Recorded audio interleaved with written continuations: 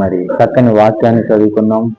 యోహాను సువార్త 1వ అధ్యాయం 4వ వచనంలో. మరి యోహాను సువార్త 1వ అధ్యాయం 4వ వచనంలో ఒక మాట ఉన్నది, అది చదువుకున్నాం.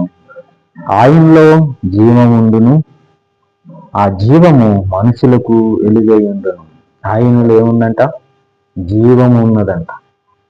మన యేసయ్యలో జీవము ఉన్నది. ఆ జీవము మనుషులకు వెలుగై ఉన్నదంట. దేవునికి స్తోత్రం, హల్లెలూయా.